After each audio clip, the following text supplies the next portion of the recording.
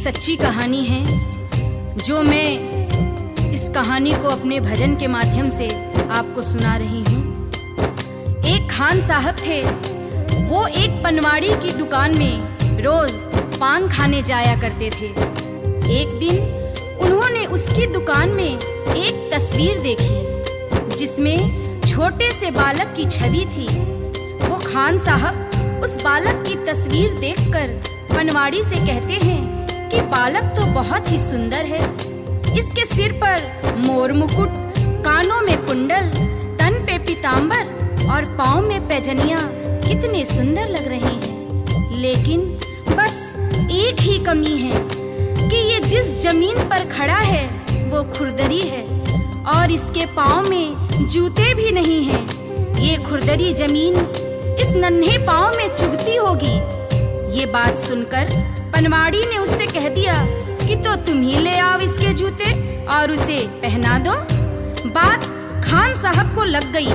दूसरे दिन ही वो उस बालक के नन्हे पाँव के लिए जूते बनवाकर पनवाड़ी के दुकान पर पहुंच गया और पनवाड़ी से कहा कि देखो, मैं इस बालक के लिए जूते ले आया हूँ, उसे बुला लो, मैं उसे पहना दूंगा।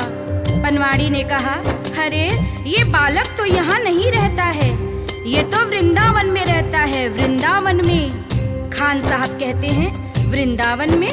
वो कहता है, हाँ, ये तो वृंदावन में रहते हैं। तो खान साहब कहते हैं, चलो वृंदावन में ही पहना देंगे, लेकिन जरा उसका नाम और पता तो बता दो। तो पनवाड़ी कहता है कि खान साहब, वृंदावन में जाकर किसी से भी पूछ लेना कि श्याम कहाँ रहता है, तो सभी बता देंगे।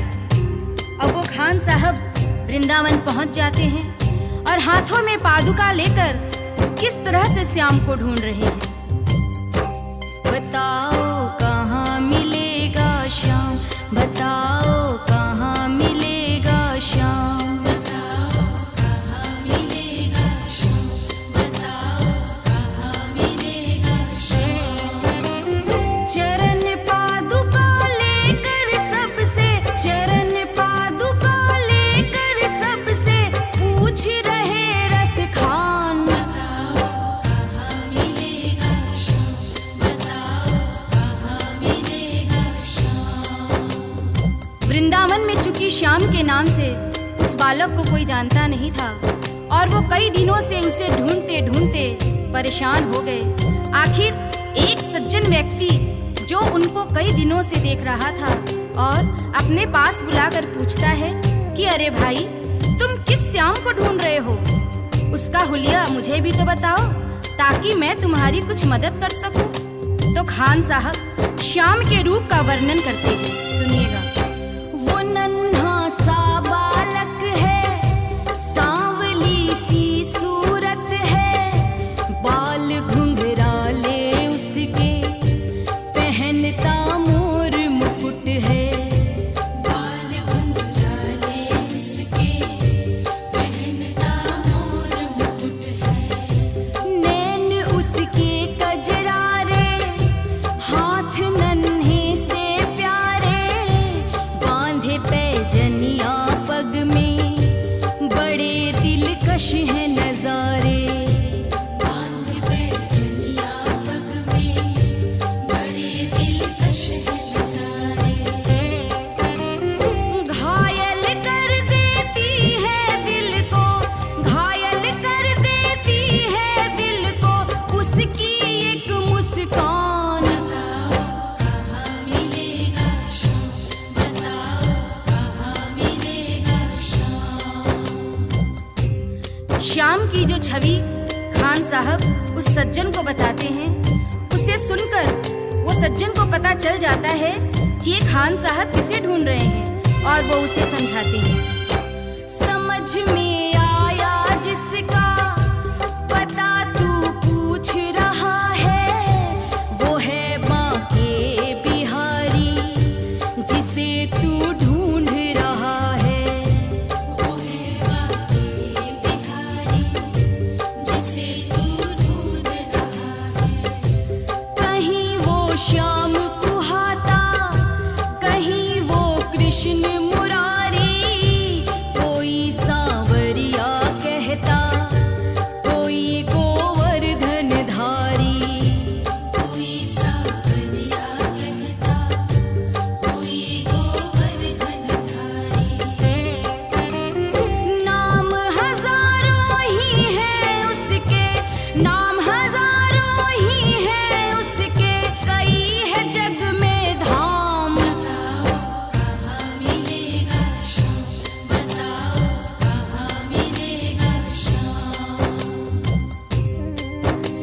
की बातें सुनकर और उससे पता जानकर वो सीधे बांके बिहारी के मंदिर में पहुंच जाते हैं और ज्यों ही मंदिर के अंदर प्रवेश द्वार पर जाने लगते हैं, वहीं खड़ा पुजारी उन्हें मंदिर के अंदर जाने से रोक देता है और कहता है कि तुम अन्य जाति के हो, इसलिए तुम अंदर प्रवेश नहीं कर सकते हो। तो खान साहब उस पुजारी से बहुत मिन्नतें करते हैं, लेकिन वह पुजारी उस खान साहब को आज्ञा नहीं देते हैं और खान साहब को मजबूरीवश क्या करना पड़ता है, सुनिएगा। मुझे ना रोको भाई, मेरी समझो मजबूरी, शाम से मिलने दे दो, बड़ा है काम जरूरी। शाम से मिलने दे दो, बड़ा है काम जरूरी। सीढ़ियों पर मंदिर के डाल कर बैठा डेरा, कभी तो घर से बाहर शाम आएगा मेरा, कभी तो घर से बाहर शाम आएगा मेरा। इंतजार करते करते ही, इंतजार करते करते ही सुबह से हो गई शाम। बताओ कहाँ मिलेगा शाम, बताओ कहाँ मिलेगा शाम।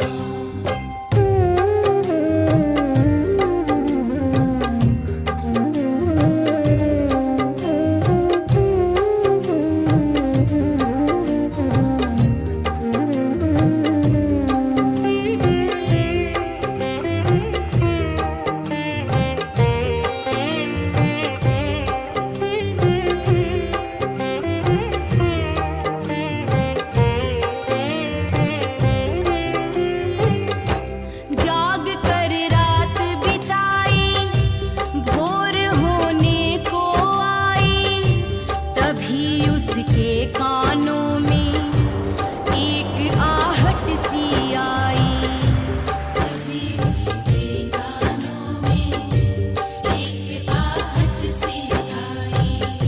वो आगे पीछे देखे, वो देखे दाएं बाएं, वो चारों ओर ही देखे, नजर ना कोई आए। वो चारों ओर ही देखे, नजर ना कोई आए। झुकी नजर तो कदमों में, झुकी नजर तो कदमों में, बैठा था नन्हा श्याम। बताओ कहाँ मिलेगा शाम, बताओ कहाँ मिलेगा शाम। चूंकि भक्तों के लिए यहाँ महत्वपूर्ण संदेश है, इंसान जब तक अपने मद में खोया रहता है, जब तक इधर उधर देखता रहता है, भगवान उसे नजर नहीं आते हैं। जब तक उसका शीश नहीं झुकता है, उस पर भगवान की कृपा नहीं होती है। यहाँ पर जैसे ही खान साहब शीश झुकाकर नीचे की ओर देखते हैं, तो वह बालक नजर आ जाता है और खान साहब खुशी से फूले नहीं समाते हैं और कैसे उस बालक पर अपना प्रेम लुटाते हैं। खुशी से गदगद होकर गोद में उसे उठाया, लगा कर के सीने से बहुत ही प्यार लुटाया, लगा कर के सीने से बहुत ही प्यार लुटाया। पादुका पहनाने को पाँव जैसे ही उठाया, नजारा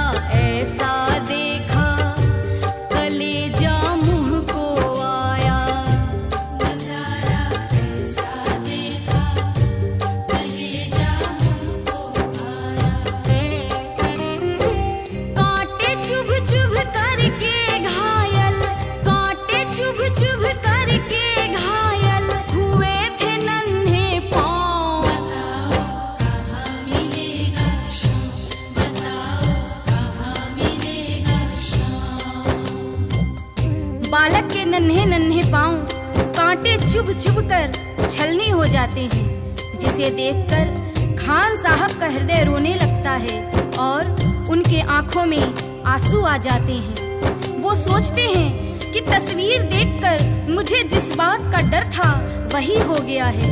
ये खुरदरी जमीन पर चलकर आया है जहां फूलों में कांटे पड़े होंगे, जिससे इसके पांव घायल हो गए हैं। और उस नन्हे बालक से खान साहब रोते रोते कहते हैं, खबर देते तो खुद ही तुम्हारे पास में आता, न पग में छाले पड़ते न चुभता कोई कांटा।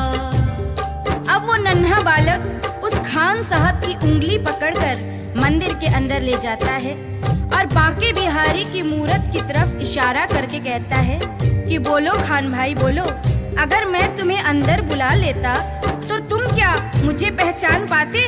क्या तुमने यही मूरत अपने दिल में मेरे लिए बसाई थी? क्या तुम मुझे पहचान पाते?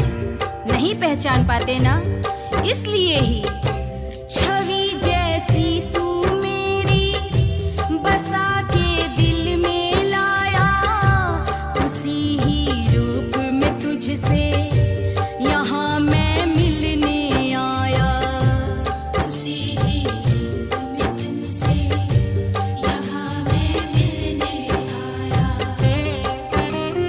गोकुल से मैं पैदल आया, गोकुल से मैं पैदल आया, तेरे लिए ब्रजधाम। बताओ कहाँ मिलेगा श्याम, बताओ कहाँ मिलेगा श्याम। ये कटु सत्य है। गीता, रामायण, महाभारत कहीं भी पढ़ लीजिए, भगवान को हम जिस रूप में देखते हैं उसी रूप में वो हमें दर्शन देते हैं। जैसे कि द्रौपदी ने कृष्ण से कहा कि तुमने मेरा चीर बढ़ाने में इतनी देरी क्यों की, तो कृष्ण ने कहा कि दोष मेरा नहीं है द्रौपदी, दोष तुम्हारा है। द्रौपदी, मैं तो तुम्हारे पास ही खड़ा था, तुमने पुकारा ही नहीं। तुमने तो द्वारिकाधीश मेरी लाज बचाओ कहकर पुकारा, इसलिए मुझे द्वारका जाना पड़ा और तुम्हारे पास आने में मुझे वक्त लग गया। अगर तुम मुझे भैया कहकर बुलाती तो मैं तो तुम्हारे पास ही खड़ा था द्रौपदी।